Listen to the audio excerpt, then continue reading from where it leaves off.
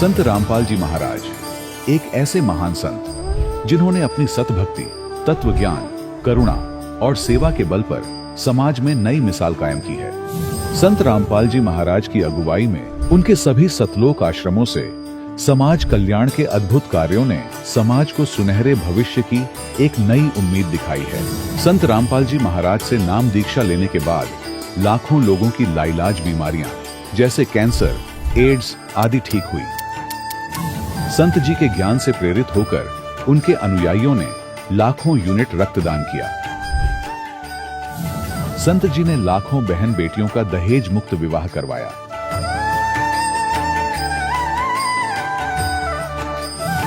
संत जी ने लाखों लोगों का नशा छुड़वाया, करोड़ों उजड़े परिवार बसे। संत जी के आश्रमों में समागम के दौरान निःशुल्क नेत्र चिकित्सा, दंत चिकित्सा प्रदान की जाती है। संत रामपाल जी महाराज द्वारा समय समय पर पर्यावरण संरक्षण के उद्देश्य से बड़े स्तर पर वृक्षारोपण किया जाता है। संत जी ने जरूरतमंदों को तत्काल राहत पहुंचाने के लिए एम्बुलेंस सेवा शुरू की। संत जी अपने अनुयायियों को देहदान के लिए प्रेरित करते हैं, जिससे मानवता की सेवा और चिकित्सा क्षेत्र में सुधार हो सके। संत रामपाल जी महाराज के सभी आश्रमों में हर रोज निःशुल्क भंडारा आयोजित किया जाता है, जहां हर वर्ग, हर जाति और हर धर्म के लोग एक साथ बैठकर भोजन करते हैं।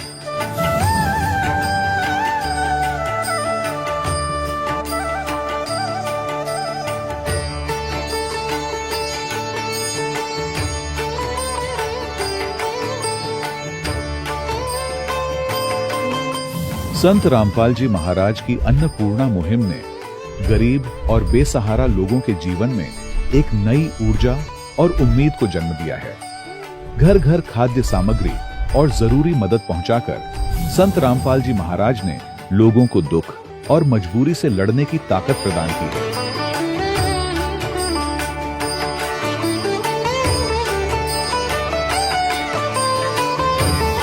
संत रामपाल जी महाराज द्वारा गरीब लोगों के लिए घर बनवाने का अद्भुत कार्य एक ऐसी मिसाल कायम कर रहा है जो सदियों सदियों संत जी की उदारता और दया भावना के तौर पर जाना जाएगा।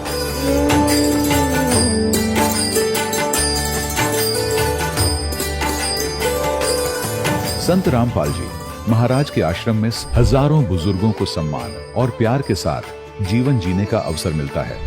उनके खाने, रहने और स्वास्थ्य की पूरी जिम्मेदारी संत रामपाल जी महाराज उठाते हैं। अनाथ बच्चों के लिए संत रामपाल जी महाराज के सभी आश्रम किसी वरदान से कम नहीं। यहाँ उन्हें शिक्षा, संस्कार और भविष्य के लिए बेहतर अवसर प्रदान किए जाते हैं। चाहे बाढ़ हो, भूकंप या महामारी, संत रामपाल जी महाराज और उनके अनुयायी हमेशा ही जरूरतमंदों के लिए सबसे आगे खड़े रहते हैं। कोविड महामारी के दौरान संत रामपाल जी महाराज के आश्रमों से करोड़ों लोगों के लिए भोजन, दवाइयां और जीवन रक्षक सामग्रियां उपलब्ध कराई गई। चाहे गरीब की मदद हो या किसी शोषित और पीड़ित वर्ग के हक और सम्मान की लड़ाई, संत रामपाल जी महाराज ने हमेशा ही उनकी दबी आवाज को सरकारों तक पहुंचाया है और उन्हें उचित न्याय दिलवाने में अहम भूमिका अदा की है। समाज में आध्यात्मिक और सामाजिक मूल्यों के प्रति जागरूकता लाने में संत रामपाल जी महाराज हर कदम पर मानवता के सच्चे सेवक साबित हुए हैं। संत रामपाल जी महाराज का जीवन हमें सिखाता है कि सच्ची सेवा वही है जो निस्वार्थ भाव से की जाए। आइए हम भी इस महान सेवा के कार्य में इस महान संत से जुड़ें और संत रामपाल जी महाराज से नाम दीक्षा लेकर अपने जीवन को धन्य बनाएं।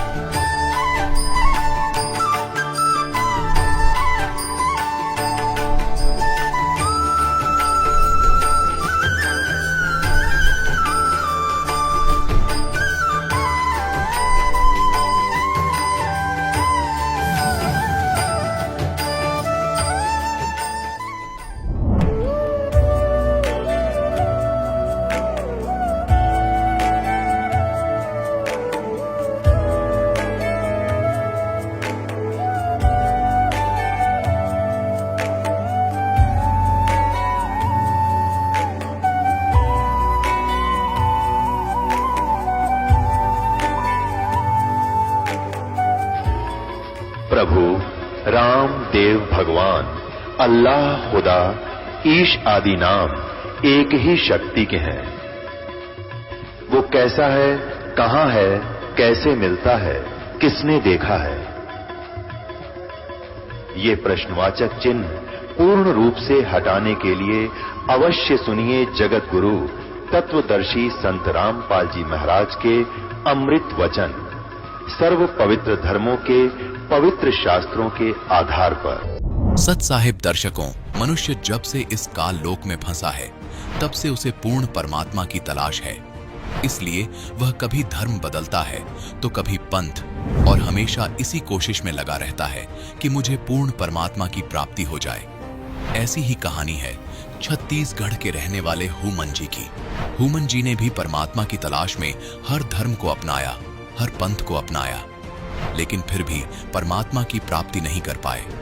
लेकिन जब से हुमन जी संत रामपाल जी महाराज से जुड़े हैं, तब से इन्हें यह एहसास हो गया है कि इन्हें पूर्ण परमात्मा मिल गए हैं। दर्शकों, आखिर लाखों की संख्या में लोग संत रामपाल जी महाराज को भगवान क्यों कह रहे हैं? आखिर इसके पीछे का कारण क्या है?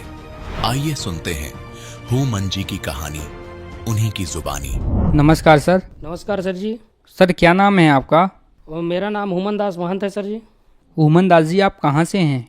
मैं ग्राम खोडरी, जिला कोरबा, छत्तीसगढ़ का रहने वाला हूँ सर। हुमन दास जी, संत रामपाल जी महाराज जी से नाम उपदेश आपने कब लिया? संत रामपाल जी महाराज जी से नाम दीक्षा 11/11/2015 में लिया सर जी।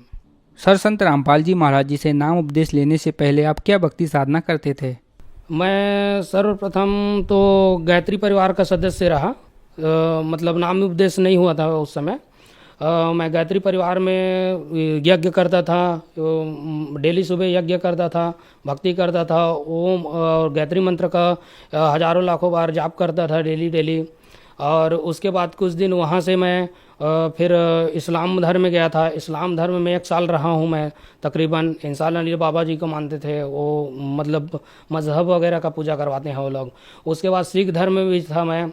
सिख धर्म में भी कुछ दिन मैं गया हूँ कोरबा में, जो उनका दरगाह वगैरह बना है वहाँ भी भक्ति वगैरह करते थे, मनन कीर्तन उनके अनुसार से। ईसाई धर्म में रहा हूँ सर जी मैं बहुत दिन से। ईसाई धर्म में क्या है, प्रार्थना कराया जाता था और यीशु को मानने के लिए और परमेश्वर के नाम से डेली दीपक जलाना पड़ता था घर में। उसका भी भक्ति साधना किया मैं बहुत दिन तक। उसके बाद फिर मैं जो है असंग साहब से नाम दीक्षा था, जो टेलीविज़न में जिनका सत्संग आता है, कबीरपंथी के का एक पंथ है, वो भी 12 पंथ हैं जिसमें से एक पंथ उनका भी है। उनसे भी नाम दीक्षित था। उनका भी भक्ति साधना सुमरन पूजा करता था मैं। उसके बाद मैं निरंजन महाराज जी से उपदेशी था। निरंजन महाराज जी उड़ीसा वाले हैं।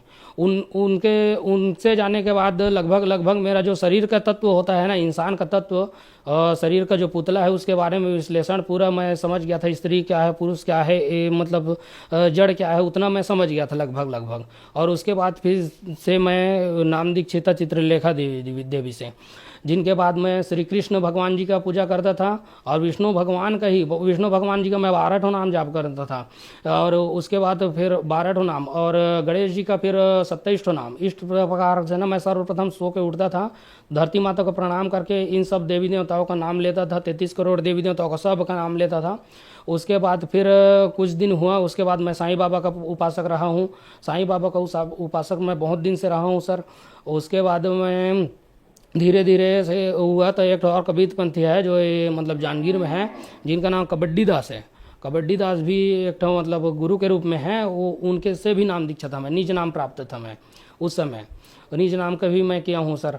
और इस प्रकार से मैं नाना प्रकार के मतलब देवी देवताओं का पूजा अर्चन बचपन से ही करते चला आ रहा था। इस प्रकार से मेरे को मतलब वो पहले वाला जो पूरा पूजा पाठ है वो मतलब साधना से चल रहा था, लेकिन मेरे को कोई भक्ति लाभ नहीं हो रहा था सर जी। सर, जैसा कि आपने बताया कि आप बहुत सारी भक्ति साधनाएं करते थे, आप बहुत से धर्मों में गए, आपने अनेकों गुरु बनाए। सर, इसका क्या कारण रहा? आपने इतनी सारी भक्ति साधनाएं क्यों बदलनी? आखिर आप क्या चाहते थे? सर, मैं बचपन से ना भक्ति का जिज्ञासा था। बचपन से, जब से मैं होश संभाला हूँ, जन्म हुआ है मेरा, उससे बाद मतलब 5वीं 8वीं पढ़ रहा था उस समय से मैं बचपन से भक्ति करते आ रहा था सर। और मेरे मन में इतना जिज्ञासा, आत्मा में इतना उत्सुक है परमात्मा के लिए था, जिसका भूख जो है कहीं भी ख़त्म नहीं हुआ। वो भक्ति का भूख जो है ना, आत्मा का खुराक होता है, वो आत्मा का खुराक कहीं से मेरे को नहीं मिल रहा था।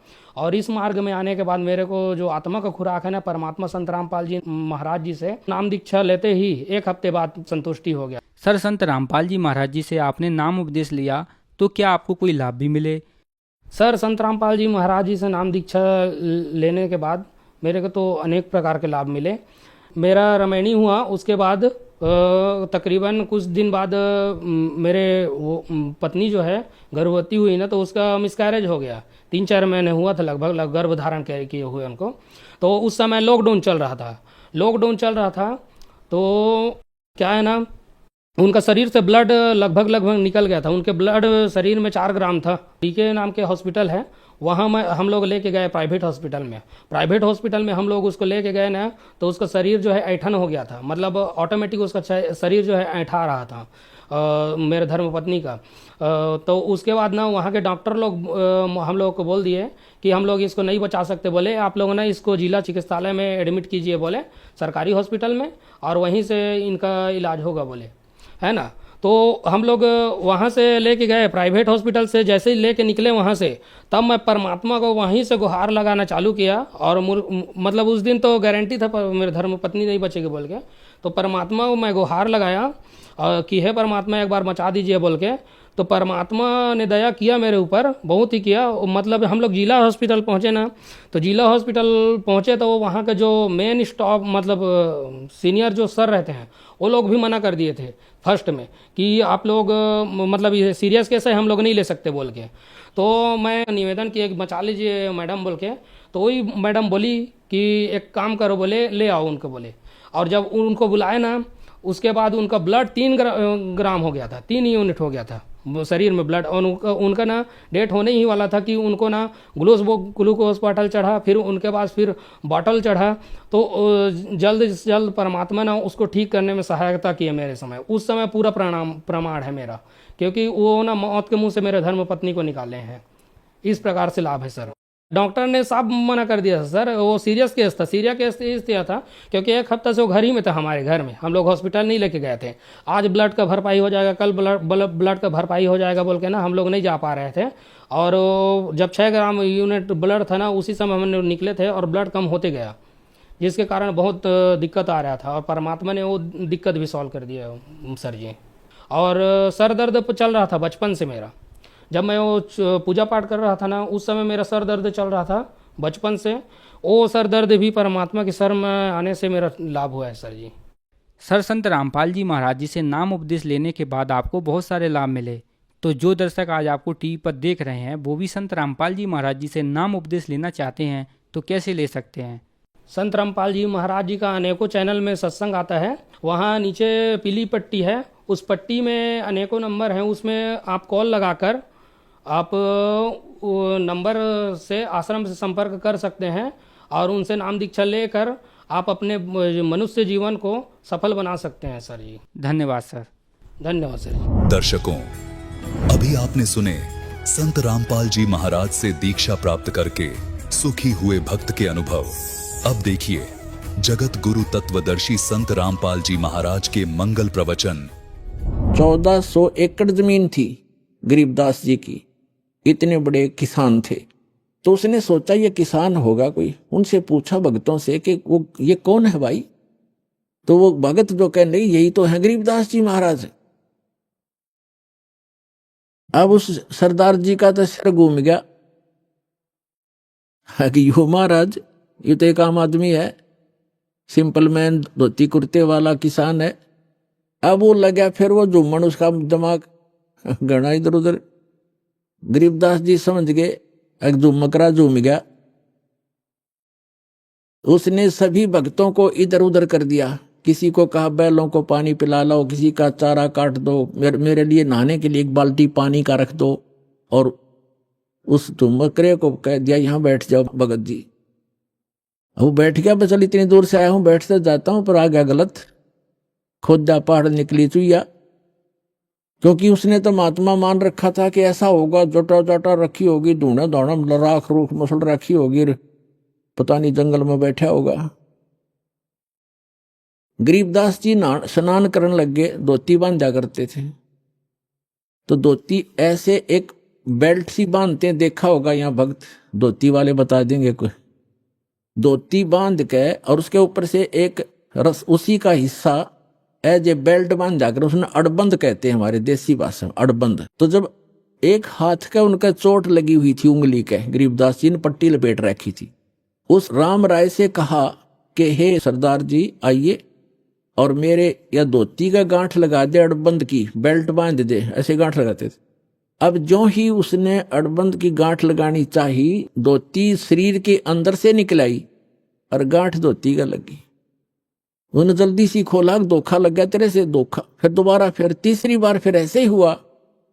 तब गरीबदास जी ने कहा, अरे झुमकरा, वो ये सोच रहा था मेरे जैसा किसान है, इसने संत मानते हैं ये बड़े भोले आदमी आगे हरियाणा के। तो तब कहा, रे झुमकरा, मैं तेरे जैसा किसान हूं, जमींदार हूं भाई, ये गांठ क्यों ना लगती, घनी देर लगी। तो जब उसने देखा ऊपर ने, राम राय जी विष्णु जी के उपासक थे, बेशक से वो सिख थे, विष्णु जी को इष्ट रूप में मानते थे। क्योंकि पहले हम सभी जितने भी सिख बने हैं ये अपने हिंदुओं से ही अलग से एक, जिन्होंने शिष्य तो ग्रहण कर लिया, उन धार्मिक नियमों का पालन किया, उन्हें सिख कहने लगे। सिख माने शिष्य। तो क्या देखा उस राम राय ने, गरीबदास जी का ऊपर का हिस्सा, 4 हाथ, हाथ में वो सब गदा पद्म शंख सुदर्शन घूम रहा है, मुकुट है, यानी विष्णु रूप दिखाई दिया।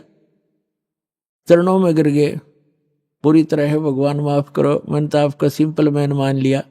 उठा तो फिर वो जोगा जो गरीबदास, उसने सोचा कोई सपना देख लिया तने, वो फिर बैठ गया। फिर भी उसने सोचा चल कुछ तो है महात्मा में, कुछ करामात है, इससे कुछ ज्ञान प्राप्त करते हैं।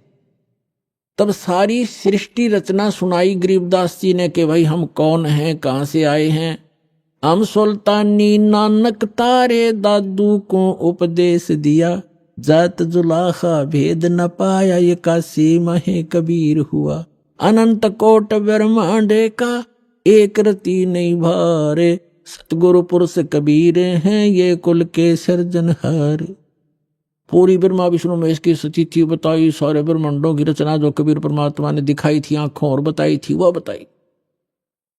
तब राम राय कहता है, हे महाराज, ये ज्ञान आज तक हमारे को किसी ने नहीं बताया।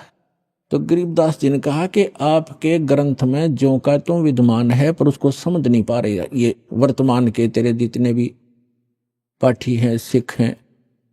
तो क्या बताया, तत्व भेद कोई ना कहे रे झुमकरा, ये पैसे ऊपर नाच सुनो रे झुमकरा, कोटों मध्य कोई नहीं रे झुमकरा, अरबों में कोई गर्क सुनो रे झुमकरा।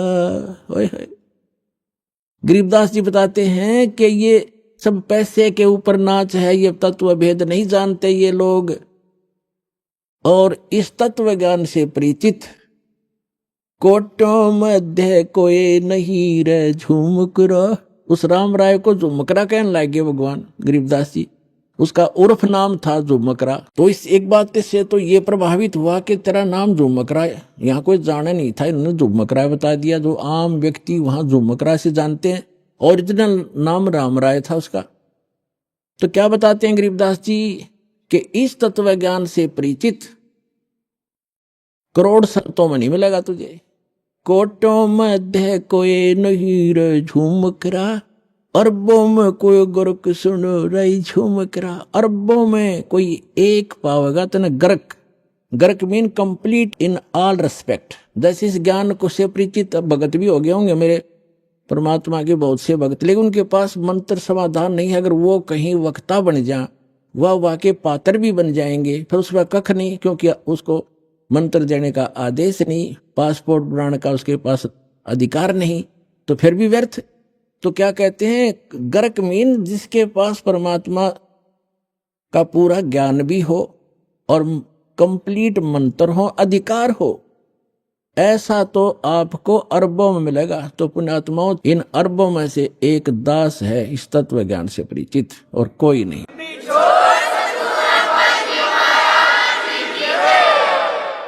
अब हम आज का प्रसंग पूरा करते हैं। अब कहते हैं 7वें अध्याय के 18वें मंत्र में गीता ज्ञानदाता अपनी गति को भी अनुत्तम क्यों कहता है, घटिया क्यों कहता है?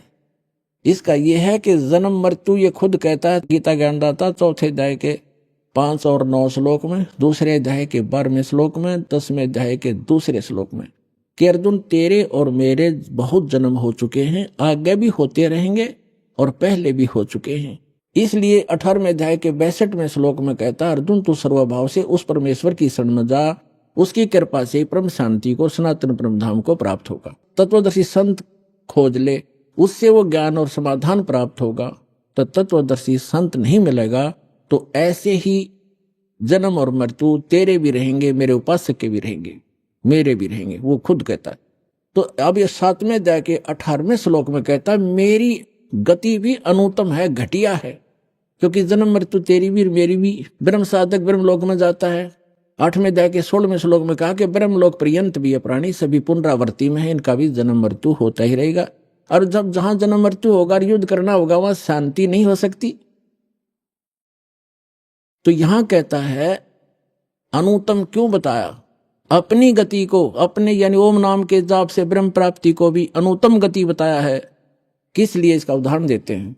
एक चुनक नाम के ज्ञानी आत्मा थे, समर्पित भगवान पे, और साधना और ज्ञान वही वेद और इन अधूरे गुरुओं वाला, हठ योग ब्रह्मा जी वाला, ओम नाम वेदों वाला, ये साधना किया करते थे, सभी करते रहे। उन्होंने भी ऐसी साधना के लिए हजारों वर्षों तक सूख के काटा होगे, बड़ी बड़ी पलकें होगी, बड़े बड़े बाल होगे परमात्मा पाने के लिए। लेकिन गीता अध्याय नंबर 11 के श्लोक 47-48 में गीता ज्ञानदाता स्पष्ट करता है कि अर्जुन मेरी प्राप्ति यानी ब्रह्म की प्राप्ति, भगवान प्राप्ति ना वेदों में वर्णित विधि से, ना किसी मंत्र से, ना जप से, ना तप से कोई नहीं कर सकता, उससे हो ही नहीं सकती वेदों में वर्णित विधि से। तो जिस कारण से इन ऋषियों ने वेदों से मंत्र ओम लिया, उसकी साधना हठ योग ब्रह्मा जी से लिया, साधना करने लगे, उसे भगवान तो मिलना था ही नहीं, वो स्पष्ट कर रहा है। तो उससे सिद्धियां आ गई इनके अंदर, और उन सिद्धियों के आधार से ये प्रभु पाक गए अपनी एक दूसरे। जैसे अगस्त ऋषि में सिद्धि थी 7 समुद्रों को पी लेना, ये कोई छोटी सिद्धि है? 7 समुद्रों को एक घूंट में ऐसे चलू भर कर और सारे सुखा दिए थे, ऐसी सिद्धि होती है आध्यात्मिक शक्ति। लेकिन भगवान नहीं हो सकता इन सिद्धियों से। और फिर वापस कुरला कर दिया तो 7 समुद्र भर गए। तो कहने का भाव ये है कि ये तो सिद्धि है, परमात्मा की साधना करने से थोड़ी बहुत ये बैटरी चार्ज हो जाती है, जिसे कुछ चमत्कार दिखा देते हैं। इन्वर्टर में पंखा चल पड़ा, लाइट चल पड़ी, छोटा मोटा रोशनी होगी, मोटर नहीं चला सकता इन्वर्टर जो 10 पावर हाउस पावर की। तो ये छोटे मोटे इन्वर्टर बन गए और बैटरी चार्ज हुई, फिर डिस्चार्ज कर दी, वो खत्म हो गए, पशु बन गए। तो कहने का भाव ये है, ऐसे ही चौनक ऋषि थे, इन्होंने सिद्धियां प्राप्त कर ली और इतनी सिद्धि होगी कि आम सिद्ध पुरुष भी उसका अगर नतमस्तक होने लगा, बड़ा बोलबाला हो गया। एक मानदाता चक्रवर्ती राजा था। चक्रवर्ती राजा का अर्थ होता है जिसका पूरी पृथ्वी पर शासन हो, और उसके अंतर्गत छोटे छोटे नवाब राजा लोग होते हैं, वो उसको टैक्स देते हैं, उसके पराधीन होते हैं, उसके आदेश से चलते हैं, सब कार्य करते हैं। और 2-4 वर्ष के बाद वो क्या करता है राजा, ये देखने के लिए कि मेरे शासनकाल में मेरी पराधीनता कोई अस्वीकार तो नहीं कर दिया, यानी मेरे अपने आप में स्वयंभू कोई राजा ना बन गया हो, उसके लिए एक घोड़ा छोड़ते हैं जो राजा का निजी घोड़ा होता है, और उसके आगे एक पंपलेट लटका दिया जाता है कि जिस भी राजा को मानदाता चक्रवर्ती राजा की पराधीनता स्वीकार ना हो, इस घोड़े को पकड़ के बांध ले और युद्ध के लिए तैयार हो जा। राजा के पास 72 करोड़ सेना है, ये समझो सिंपल भाषा में। 72 अक्षौणी का तो वैसे अलग से होता है, जैसे इतने घुड़सवार, इतने रथ वाले, इतने फलाने हाथी वाले, वो मिला करके सारा होता, हम सिंपल भाव से समझते हैं। 72 करोड़ सेना है, 72 अक्षौणी, किसी वो घोड़ा चल पड़ा, पीछे सैनिक थे, सैनिक घोड़ों पर, घोड़ा खाली, और वो चल रहा अपनी मर्जी से, कहीं से जा रहा, किधर ही जा रहा। तो जाते समय भी चुनक ऋषि ने देखा कि घोड़ा खाली जा रहा है, बाकी वे सवार बैठे, क्या कारण है। लेकिन वापस जब आए तो भी वहीं से आगे वो कुदरती सारी पृथ्वी पर घूम गए। 1-2-4 वर्ष के बाद तो ऋषि ने पूछा कि सैनिकों, ये घोड़े पर सवार क्यों नहीं कोई। तो सैनिकों ने बताया कि ये राजा मानदाता चक्रवर्ती राजा का घोड़ा है, इस पर कोई बैठ नहीं सकता। और इसके गले में क्या लिखा है, ऋषि ने पूछा। सैनिकों ने उत्तर दिया, इसके गले में ये लिखा है कि जो इस घोड़े को पकड़ेगा उसने राजा मानदाता जी के साथ युद्ध करना पड़ेगा, और राजा के पास 72 करोड़ सेना है। ऋषि ने पूछा, क्या किसी ने नहीं पकड़ा। तो सैनिकों ने कहा, कौन पकड़े, उसकी जाड़ फोड़ दें हम, पिलाया किसी की मां ने दूध। ये सैनिक भी एक आधा अगर मुंह फटे। तो उसने, ऋषि ने सोचा राजा को अभिमान हो गया, इसका अभिमान ठीक करते हैं। बता, ऋषि का राजा के अड़न का के तो क्या ऋषि है वो, ऋषि माने अच्छी आत्मा। वो तो गधा है बे, मतलब पंगा पा लिया। बोला मन ये घोड़ा बांध लिया, बांध दो घोड़े को मेरे वृक्ष के जिसके नीचे तपस्या करे था। सैनिकों ने कहा उस ऋषि से कि ये घोड़ा आप बांधोगे, मानदाता चक्रवर्ती का युद्ध करोगे। कहा, मैं युद्ध करूंगा उसके साथ। सैनिकों ने कहा, कंगले, तेरे दाने खाने को नहीं, तेरी क्यों सामत आई है, चुप करके अपनी भक्ति कर, और माला फिर क्यों मरे तू, बेआई मौत क्यों मर रहा है। उसने, चुनक ऋषि ने कहा कि तुम राजा के से जाके कह दो कि चुनक ऋषि ने तेरा युद्ध स्वीकार कर लिया। अब सैनिकों ने आकर के राजा को नमक मिर्च लगाई और कहा कि आज एक व्यक्ति ने हिम्मत की है आपका युद्ध उठने की, और कल को दूसरा बकवाद करेगा। Rajan, nip the evil in the bud, बुराई को स्टार्ट में ही खत्म कर देना चाहिए। राजा ने फिर कह दिया, जाओ। तो उस 72 करोड़ की 4 टुकड़ी कर ली। 18 करोड़ सेना एक आदमी को मारने के लिए भेज दी, चुनक ऋषि को। और चुनक ऋषि ने क्या किया, अपनी जो साधना करी थी, सारे जीवन में डले ढोए थे, उसकी 4 पुतली बना दी, एटम बम बना लिए सिद्धि तय। एक एटम बम छोड़ दिया पुतली, उसने कत्लेआम मचा दिया। घड़ियां पुतली होगी हजारों करोड़ों की संख्या में, और कत्लेआम मचा दिया, और वो खत्म हुई सिद्धि। वो तो जो निकल गया बम। राजा ने दूसरी टुकड़ी 18 करोड़ की भेज दी, ऋषि ने दूसरी पुतली भेज दी। ऐसे 72 करोड़ सेना का नाश कर दिया, कत्लेआम कर दिया। किसने, उस चुनक नाम के ब्रह्म उपासक ने, उस काल के उपासक ने, ब्रह्म के उपासक ऋषि ने। अपने आत्मा चाहे तो गोली से मार दे, और किसी के पास वचन की ताकत जंतर मंत्र है उससे मार दे, भगवान के दरबार में दोनों दोषी बराबर होते हैं। अब इसके विषय में सूक्ष्म वेद में परमात्मा ने अमरवाणी में कहा है, सच्चिदानंद घर ब्रह्म की वाणी में, कि 72 अक्षौणी क्षय करी वो चुनक ऋषि सुवर एक, ये दे धारे जोरा फिरे भाई सभी काल के बेखे। 72 अक्षौणी खा गया वो चुनक ऋषिश्वर एक। मानदाता राजा की 72 करोड़ सेना का नाश कर दिया। किसने, उस चुनक ऋषिश्वर अकेले ने। ऋषिश्वर जैसे मुनि और मुनिवर और मुनीश्वर, एक तो मुनि आम साधक, और मुनिवर उन साधकों में श्रेष्ठ मुनि, और फिर मुनीश्वर उन श्रेष्ठ मुनियों में भी परम श्रेष्ठ, यानी उस मुनीश्वर ऋषिश्वर ऋषिश्वर उस तीसरे नंबर के गुड बेटर बेस्ट, उस बेस्ट यहाँ के बेस्ट जाने जाने वाले ऋषि के ये कर्म है 72 करोड़ सेना खाली। ये सूक्ष्म वेद में परमात्मा बता रहे हैं। 72 अक्षौणी खा गया वो चुनक ऋषिश्वर एक, ये दे धारे जोरा फिरे भाई सभी काल के बेखे। जोरा माने मौत, जरा माने बुढ़ापा, यहां अंतर समझना कदे भूल जा। जोरा मीन संत भाषा में जोरा माने मृत्यु। कहते हैं ये दिखे संत ऋषि महर्षि, ये तो चलती फिरती घाल है। ये दे धारे मौत फिरे, ये संत नहीं, ये मौत है।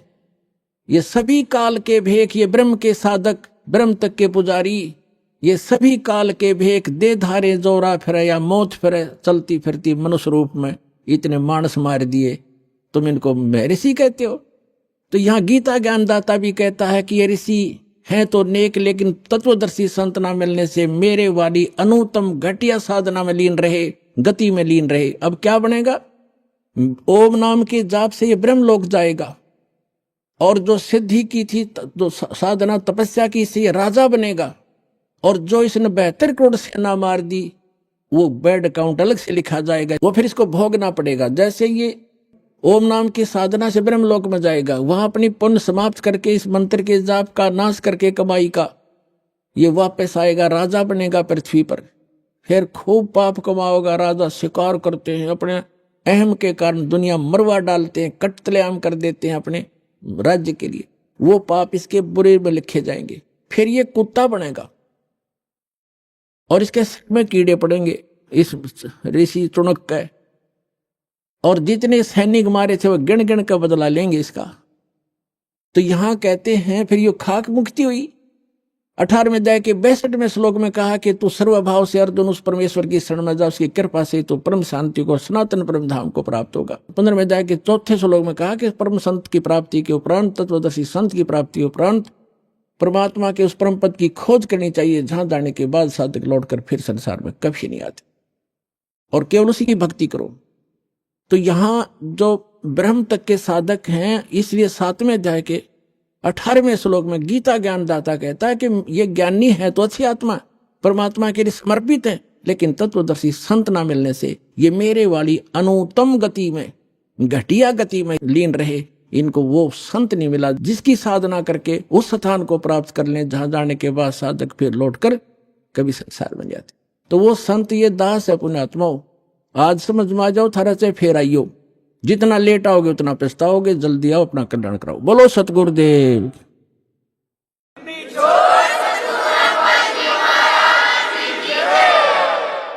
परम पिता परमात्मा पूर्ण ब्रह्म, सारी सृष्टि के रचनहार, कबीर देव कबीर साहब, अल्लाहू अकबर,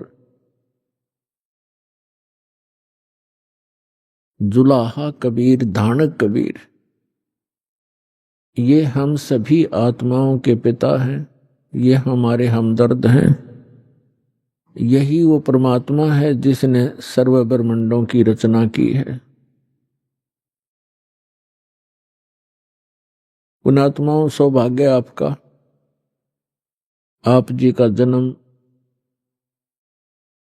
ऐसे समय में हुआ है जिस समय को परमात्मा ने पूर्व निर्धारित किया हुआ है कि जिस समय कलयुग 5500 वर्ष बीत जाएगा, तब इस अध्यात्म मार्ग को, जो संपूर्ण, कंप्लीट इन ऑल रिस्पेक्ट,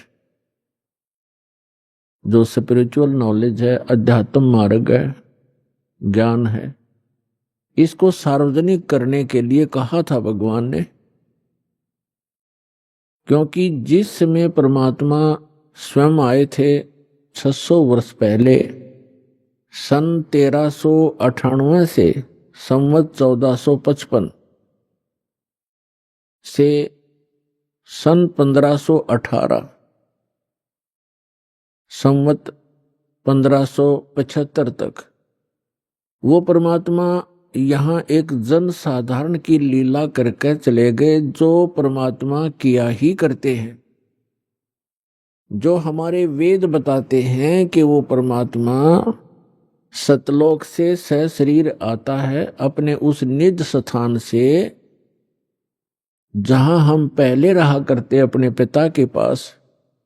हम बालकपन में हम अज्ञानता के कारण अपने उस मूल मालिक को, उस सर्व सुखदायी परमात्मा को छोड़कर यहां इस काल के साथ आ गए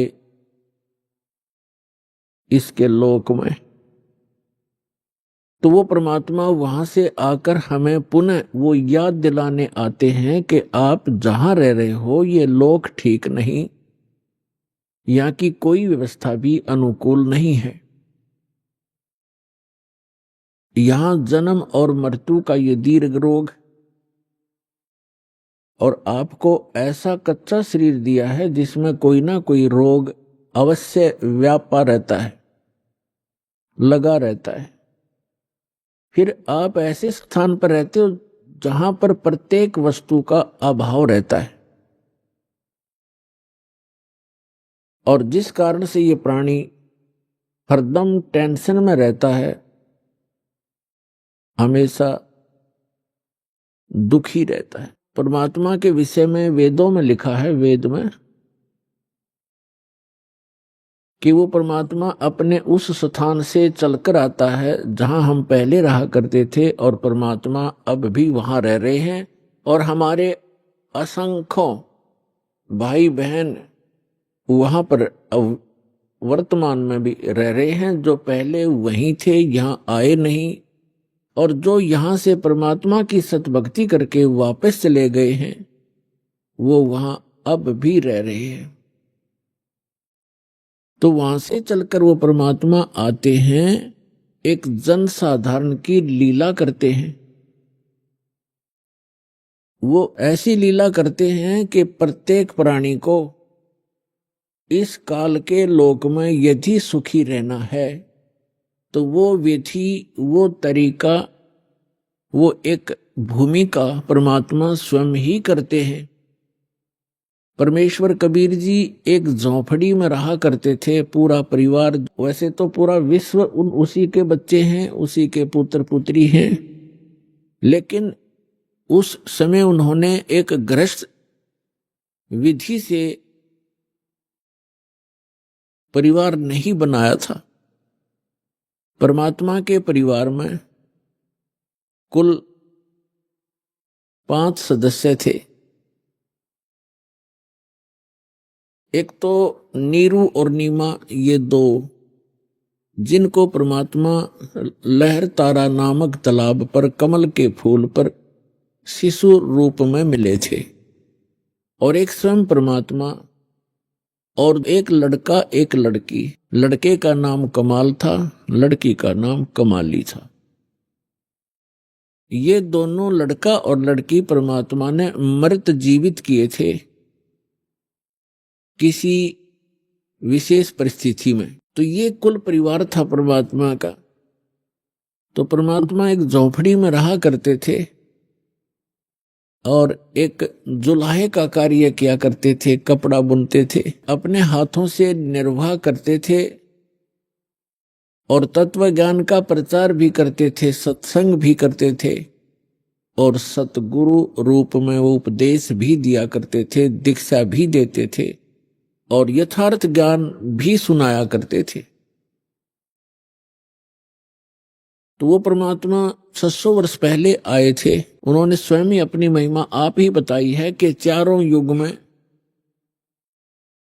मैं आया हूं, प्रत्येक युग में। सतयुग में सत सुकृत कै टेरा, त्रेता नाम मुनींदर मेरा, द्वापर में करुणा में कहाया, कलयुग नाम कबीर दराया।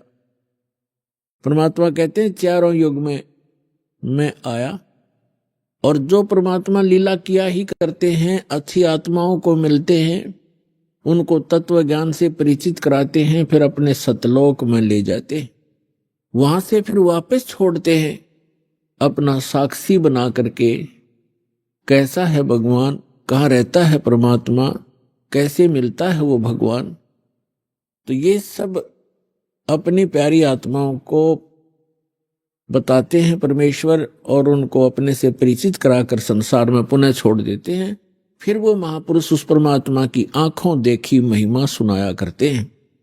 उनमें से कौन कौन है जिनको दास जानता है, मुझ दास के नॉलेज में कलयुग के अंदर है।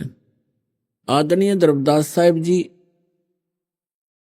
आदरणीय मलुकदास साहिब जी, आदरणीय नानक साहिब जी, आदरणीय दादू साहिब जी, आदरणीय गरीबदास साहिब जी, गांव छुरानी, जिला झज्जर वाले, आदरणीय घीसा दास साहिब जी, गांव खेखड़ा, जिला मेरठ, उत्तर प्रदेश वाले, आदरणीय स्वामी रामानंद जी काशी वाले, इन महापुरुषों को परमात्मा मिले और इन महापुरुषों ने परमेश्वर की महिमा आंखों देखी, बताई, अपनी अमृतवाणी में लिपिबद्ध करवाई। आज वो एफिडेविट हैं उस परम पिता की महिमा जो उन्होंने आंखों देखी थी। तो पुण्यात्माओं, परमेश्वर ने कहा है, चारों युग में संत पुकारे, कूक कहा हम हेल रे, हीरे माणिक मोती बरसें, ये जग चुगता ढेल रे। परमात्मा बताते हैं कि चारों युग में मेरे से परिचित मेरे संतों ने मेरे द्वारा बताई गई यथार्थ भक्ति विधि का डंडोरा पीटा, मुनादी करी, अनाउंसमेंट की खूब जोर जोर से, और मैंने भी आकर के प्रत्येक युग में इस यथार्थ ज्ञान रूपी हीरे मोती लालों की वर्षा की। लेकिन हम पर विश्वास ना करके इन काल के दूतों, नकली आचार्यों, शंकराचार्यों और इन झूठे गुरुओं पर विश्वास करके पूरा मानव समाज वर्तमान में डले ढो रहा है, कंकर पत्थर कौड़ी इकट्ठी कर रहा है लाल के स्थान पर। अर्थात यथार्थ ज्ञान और यथार्थ भक्ति विधि ये तो है हीरे मोती और लाल यानी बहुमूल्य, ये है वास्तव लाभ देने वाले। और जो गीता अध्याय नंबर 16 के श्लोक 23 में कहा है कि शास्त्र विधि को त्याग कर जो मनमाना आचरण करते हैं, मनमानी पूजाएं करते हैं जो शास्त्रों में सदग्रंथों में विद्यमान नहीं है, तो उनको न तो कोई सुख होता है, न उनको कोई सिद्धि प्राप्त होती है और न ही उनकी गति होती है, अर्थात व्यर्थ, यूजलेस। अभी आपने सुने संत रामपाल जी महाराज के मंगल प्रवचन। आइए अब सुनते हैं संत रामपाल जी महाराज से नाम दीक्षा लेकर सतभक्ति करके अद्भुत लाभ प्राप्त करने वाले अनुयायी के विचार। दर्शकों, क्या एक पुस्तक के माध्यम से प्राप्त गुरु का मार्गदर्शन जीवन की तस्वीर को पूरी तरह बदल सकता है?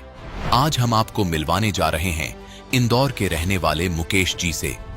दरअसल मुकेश जी अपनी समस्याओं से इस कदर परेशान हो चुके थे कि एक समय इन्होंने आत्महत्या जैसा कठोर कदम उठाने का पक्का इरादा कर लिया था। पर इसी बीच इन्हें संत रामपाल जी महाराज द्वारा लिखित पुस्तक ज्ञान गंगा मिली। इस पुस्तक में वर्णित शास्त्र, अनुकूल भक्ति और चमत्कारिक अनुभवों को पढ़ने के बाद आज मुकेश जी सुख शांति की राह पर चल रहे हैं। जब इन्होंने अपनी बहन के लाइलाज कैंसर और उसकी पीड़ाओं को दूर करने की गुहार लगाई, तो देखिए क्या चमत्कार हुआ। आइए सुनते हैं मुकेश जी की कहानी उन्हीं की जुबानी। नमस्कार सर। नमस्कार साहब। सर क्या नाम है आपका? मुकेश हिरवानी, इंदौर से हूँ। सर संत रामपाल जी महाराज से नाम दीक्षा आपने कब ली? संत रामपाल जी महाराज से नाम दीक्षा मैंने 3 अप्रैल 2016 को ली है।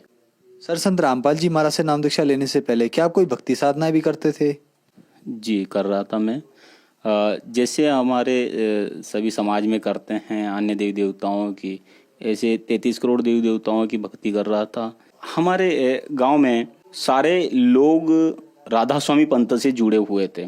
जब राधा स्वामी पंथ से जुड़े हुए थे तो मुझे भी लगा कि राधा स्वामी में जाते हैं तो क्या है, तो मैं 1996 से राधा स्वामी के सत्संग सुनने के लिए जाने लगा। राधा स्वामी के सत्संग सुनने के लिए मैं जाता था तो वहाँ पर गुरु जी बहुत अच्छी ज्ञान की चीज़ें बताते थे कि मीराबाई ने ऐसी भक्ति करी है, गुरु नानक देव जी ने ये भक्ति करी है, रविदास जी महाराज ने ये भक्ति करी है और उस परमात्मा को प्राप्त कर रहे हैं। और ये सारे राम रहीम वगैरह गॉड, अल्लाह, इनके सबके सिर्फ रास्ते अलग है, बल्कि रास्ते सब जाके एक ही जगह मिलते हैं और वो सबका मालिक एक है और उसकी भक्ति करना चाहिए और उन मंत्रों का जाप करना चाहिए जो गुरुजी देते हैं और इसके बाद में ये परमात्मा के प्राप्त करने के लिए हैं।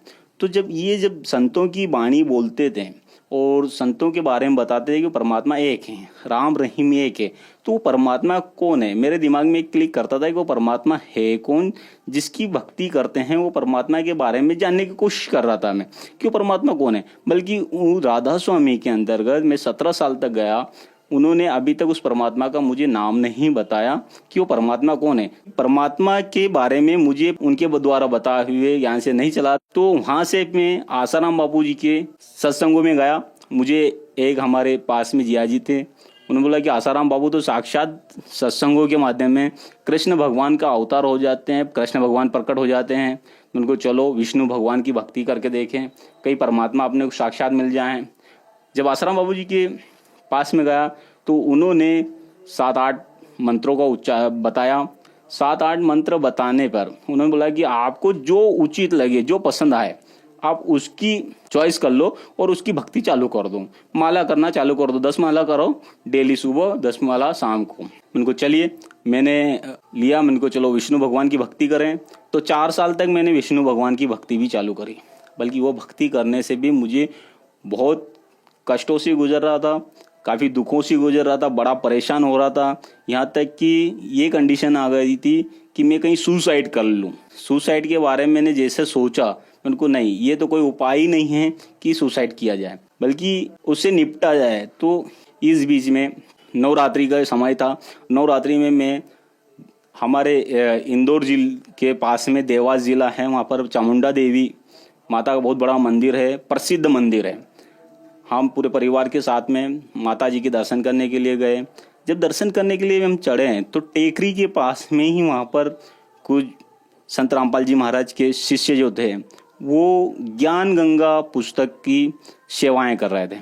मैं उसके पास से थोड़ा आगे बढ़ा, वो ज्ञान गंगा लिखा हुआ जो था वो मुझे अट्रैक्टिव लगा, मुझे आकर्षित ज्ञान गंगा ने करा। मैं वापस रिटर्न आया, मैंने देखा, मैंने कहा भाई उस पुस्तक को लिया, अच्छी लगी मुझे। घर पे आने के बाद में उसको पढ़ा। घर पे आने के बाद में मैंने जब उसको पढ़ा तो उसमें जब देखा तो बहुत सारा अलग ज्ञान लिखा था, बल्कि ये नहीं मालूम था कि ये ज्ञान देने वाला भी यहाँ पर मौजूद है, ये पता नहीं था मुझे, क्योंकि पुस्तक में लिखा होगा। तो ये करके मैंने रख दिया। ये रखने के बाद में एक यहाँ पे इंदौर में एक भगत जी हैं, वो रामपाल जी महाराज का ज्ञान जो है से वो जुड़े हुए थे, उनके शिष्य थे। उन्होंने मुझे बोला कि मुकेश जी एक बहुत अच्छा ज्ञान है, आप परमात्मा के यूं भी खाते पीते नहीं हो, आप उनके शिष्य बने हो। बल्कि ये आसाराम बापू जी का जो पंथ हैं, ये हैं पंथ तो सभी अच्छे हैं, बल्कि ये जो भक्ति विधि है ये गलत भक्ति विधि है। इस भक्ति विधि से मोक्ष नहीं मिलेगा, और अगर आपको मोक्ष लेना है, मोक्ष चाहिए, तो सही शास्त्रों के आधार पे आपको भक्ति करना पड़ेगी। तो मैंने क्या है, तो उन्होंने मुझे फिर वो ज्ञान गंगा पुस्तक दी। जब वो ज्ञान गंगा पुस्तक देखी, फिर से मैंने उसको पढ़ना चालू करा। जब स्टडी करी तो सारे शास्त्रों में प्रमाण थे। इनको नहीं यार, इसमें मैं यकीन नहीं कर सकता, इसमें जो लिखा हुआ वो हो सकता है ये गलत हो सकता है, इस महाराज का कुछ छापा हुआ हो सकता है और दूसरों के बारे में गलत बोल रहे होंगे। फिर मैंने कहा कि इसका कोई उपाय तो होगा ही। तो उसमें लिखा हुआ था ज्ञान गंगा के अंतर्गत जो प्रमाण लिखे हुए थे, पेज वाइज प्रमाण लिखे हुए थे, ग्रंथों का नाम लिखा हुआ था। तो इंदौर के अंदर गीता प्रेस गोरखपुर का बहुत बड़ा डिपो है श्रीवर्धन कॉम्प्लेक्स के अंदर, वहां से मैं उन पुस्तकों को खरीद के लाना चालू करा और मैंने मिलाना चालू करा। जब मिलाना चालू करा तो वो प्रमाण देखा। वो प्रमाण देखने के बाद में मैं बहुत दंग रह गया, अचंभित रह गया। उनको नहीं यार ये प्रमाण कुछ ठीक है। फिर ये सारी चीजें जब प्रमाण देखने के बाद में इनको यार सही है, आप क्या करना चाहिए। तो संत रामपाल जी महाराज ने मुझे जब प्रथम नाम उपदेश के बारे में बताया और उच्चारण करवाया, मैंने वो नाम उपदेश जब सुना तो मैंने मेरा सिर पकड़ लिया कि इस मंत्रों को ढूंढने के लिए मैंने मेरे जीवन के 20 साल गंवा बैठा। तब मैंने संत रामपाल जी महाराज से नाम दीक्षा ग्रहण करी। सर, हमने सुना है कि जो श्रद्धालु संत रामपाल जी महाराज से नाम दीक्षा लेते हैं उनको कुछ ना कुछ लाभ जरूर प्राप्त होते हैं। तो क्या संत रामपाल जी महाराज से नाम दीक्षा लेने के बाद आपको भी कुछ लाभ प्राप्त हुए? संत रामपाल जी महाराज के ज्ञान से जुड़ने के बाद में मुझे शास्त्रों के आधार पे भक्ति मिली। उसके बाद में मेरे से साथ में जो चमत्कार हुए, मैंने देखा कि 2017 में मेरे बच्चे के द्वारा नाम खंडित हो गया था। खंडित होने के बाद में तीसरे दिन बच्चे को अचानक जोर से तेज बुखार चढ़ा। तेज बुखार चढ़ने पे उसके सिर में इतना दर्द होना चालू हुआ, इतना कि मैं रात को करीबन 12:30 बजे के लगभग पास में एक हॉस्पिटल थे, वहाँ पे लेके गया। हॉस्पिटल में डॉक्टरों ने उसको डायनापर के इंजेक्शन तेज दर्द वाला लगाया। डायनापर के इंजेक्शन से भी उसको थोड़ी राहत मिली, उसका असर खत्म हुआ। उन्होंने बोल दिया था कि आप घर ले जाओ। घर लेके आ गए। जैसा उसका असर खत्म हुआ, वापस उसका सिर दर्द तेज चालू हुआ। सुबह परेशान हो गए हम लोग कि अब ये क्या करना चाहिए, क्योंकि वो इंजेक्शन लगाने से उसका असर खत्म होने के बाद में वापस चालू हुआ। हॉस्पिटल में गए, इंदौर के अंदर अरविंदो हॉस्पिटल है बहुत बड़ा, वहाँ पर हमने गए। वहाँ पे देखा, डॉक्टरों को बताया, चेक करा उन्होंने। तो उन्होंने हेवी डोज के जो इंजेक्शन हैं, सारे हेवी डोज के इंजेक्शन लगाए उनके सिर दर्द को कंट्रोल करने के लिए। एंटीबायोटिक लगाई, सब कुछ करा, उसके बावजूद भी सिर दर्द बंद नहीं हो रहा था। मैंने डॉक्टरों से, बड़े डॉक्टरों से सब चर्चा करी। डॉक्टरों ने बोला कि भैया इनको हमने आज एंटीबायोटिक और हेवी डोज वाले भी दे रखे हैं जिससे कि इनका सिर दर्द बंद हो जाए, बल्कि बच्चे का सिर दर्द नहीं बंद रहा, मतलब कि उनके सिर के अंदर कुछ ऐसा इन्फेक्शन हो चुका है जिसकी वजह से ये दर्द बंद नहीं हो रहा है। बचाने के लिए बोले कि ये हम कुछ नहीं कर सकते, बल्कि हेवी डोज से हेवी डोज जो है वो देने की कोशिश कर रहे हैं। और वो इन्फेक्शन का नाम सुनते ही मैं घबरा गया। मैं उनको आप क्या करूं, तो मैंने संत रामपाल जी महाराज के आश्रम में फ़ोन लगाया, प्रार्थना लगाई कि मालिक ऐसी सी बात है और बच्चे की तबीयत डॉक्टर मना बोल रहे हैं। जब मैंने ये प्रार्थना लगाई तो उन्होंने बोला कि संत रामपाल जी महाराज दया करेंगे, आप भक्ति करते रहो, मंत्रों को उच्चारण करते रहो। तो परमात्मा संत रामपाल जी महाराज की ये दया हुई कि बच्चे को धीरे धीरे उसका सुधार होना चालू हुआ। डॉक्टरों ने बोला था कि इनके शरीर में पूरे इन्फेक्शन है, इनके बॉडी से केमिकल निकालेंगे, इनकी रीढ़ की हड्डी से पानी निकालेंगे और उसको टेस्ट करने के लिए डॉक्टरों ने उनका सीटी स्कैन करवाया, एक्सरा करवाया और 5 रोज में एक रिपोर्ट आई थी। वो सारी बॉडी में से पीछे की रीढ़ की हड्डी से पानी निकाला था। उन्होंने बोल दिया था कि इस बच्चे को हम पानी निकालने की हमारी कोई गारंटी नहीं रहेगी, इसको लकवा भी मार सकता है, इसको कुछ भी हो सकता है, कभी भी कुछ भी हो सकता है। मैंने उन पे यकीन ना करते हुए मेरे जितने भी मित्र डॉक्टर थे सबसे फ़ोन पे बात करी, उनको इससे क्या क्या नुकसान हो सकते हैं। तो उन्होंने बोला कि यार ऐसा हो सकता है। उनको यार ये तो आप परमात्मा ही करे, संत रामपाल जी महाराज की ही दया हो सकती है, वही ठीक करते हैं। क्योंकि हम सत्संग सुनते थे और सत्संगों के माध्यम से हमें पता चलता था कि संत रामपाल जी महाराज अगर जो भक्ति बता दे वो भक्ति करते हैं तो उससे फ़ायदा होता है। तो ये हुआ कि उनकी जब प्रार्थना लगाने के बाद में सुधार चालू हुआ, बच्चा ठीक हो गया और लेके आ गए। संत रामपाल जी महाराज की दया से ही बच्चा ठीक हुआ और आज वो भी खुश है और भक्ति कर रहे हैं।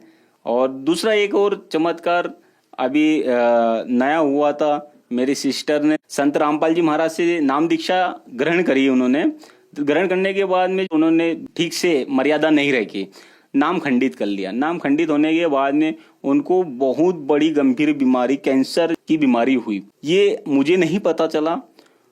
जब उनको ज़्यादा तकलीफ होने लगी और तकलीफ होने के बाद में उन्होंने सबसे पहले है मेरी पत्नी को बताया कि भाभी ऐसी ऐसी प्रॉब्लम है। मैंने को ये कब से है, बोले कि ये मुझे करीब 3 से 4 साल हो गए। मैंने को बहन बताना चाहिए इतनी बड़ी बीमारी।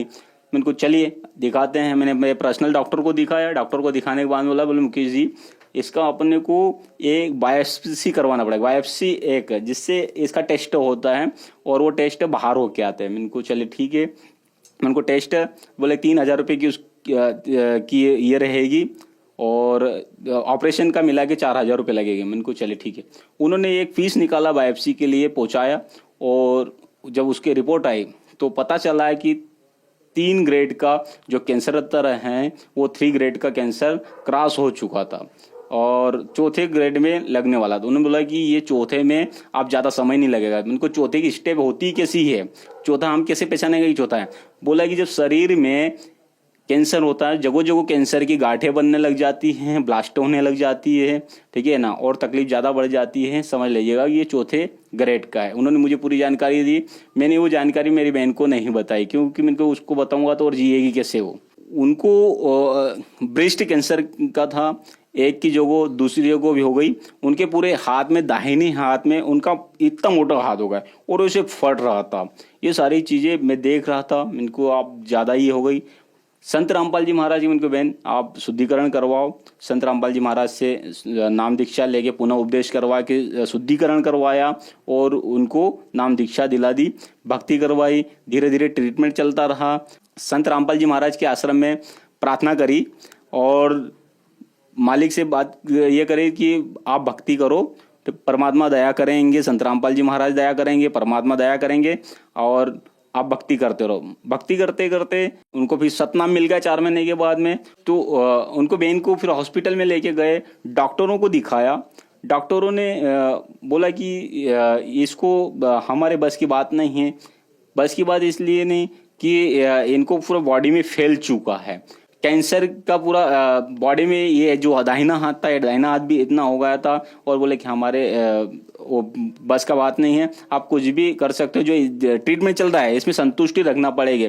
जब ये चीज़ मेरे भांजे ने मुझे बताया, मामा ऐसी कंडीशन बन रही है, मैं बाहर बैठ के हॉस्पिटल के बाहर खूब रो रहा था। हम इनको एक काम करें, अपन संत रामपाल जी महाराज के वहाँ पर अपना अर्जी लगाएं, एक लास्ट अर्जी लगा दें, अब जो भी परमात्मा दया करेंगे। जब वहाँ संत रामपाल जी महाराज के आश्रम में मैंने फ़ोन लगाया, प्रार्थना लगाई। प्रार्थना करने के बाद में उन्होंने बताया कि आप सतनाम का सुमरण करो और संकल्प कर लो। मैंने एक संकल्प करा वहीं से और परमात्मा की ऐसी दया हुई। संकल्प करने के बाद में संत रामपाल जी महाराज की ऐसी दया हुई कि 15 मिनट के बाद में बहन को आराम मिलना चालू हुआ। आराम मिलने के बाद में उन्होंने 20 मिनट बाद में वहीं पर आने की अनार खाए, कुछ अनार खाने के बाद में वो सुधार होना चालू हुआ। सुधार होते होते होते होते आज बहन पूर्ण ठीक हो चुकी है।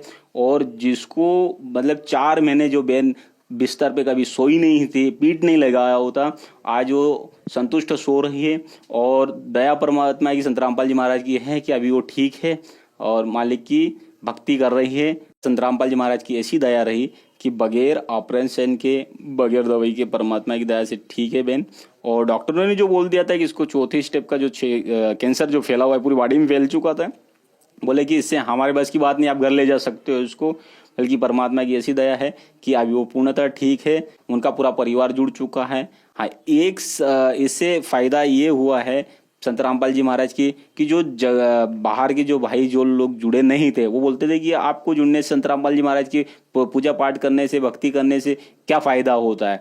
संत रामपाल जी महाराज की भक्ति का, संत रामपाल जी महाराज का विरोध करते थे, वो आज उनकी भक्ति विधि से, उनके बताए हुए हम कर रहे हैं तो वो भी खुश हैं और वो अभी सत्संग देखने लग गए हैं। सर, संत रामपाल जी महाराज से नाम दीक्षा लेने के बाद आपको बहुत सारे लाभ प्राप्त हुए, तो जो श्रद्धालु आज आपको देख रहे हैं और वो भी किसी न किसी बीमारी या कैंसर के मरीज हैं, उनके लिए आप क्या कहना चाहेंगे? मैं ऐसे भाइयों से निवेदन करना चाहूँगा कि आप संत रामपाल जी महाराज से नाम दीक्षा लें, ग्रहण करें।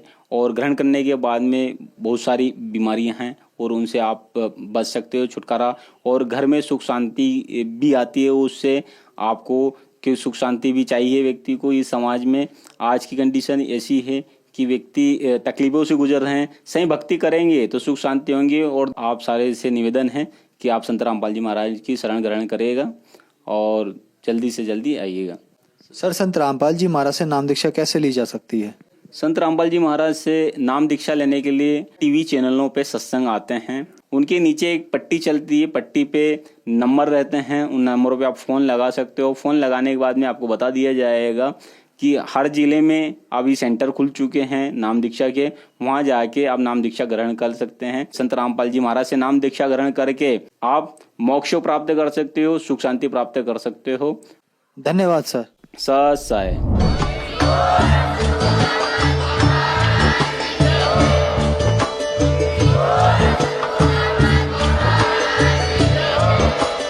आप सुन रहे थे जगत गुरु तत्वदर्शी संत रामपाल जी महाराज जी के मंगल प्रवचन। अधिक जानकारी के लिए विजिट कीजिए हमारी वेबसाइट www.jagatgururampalji.org।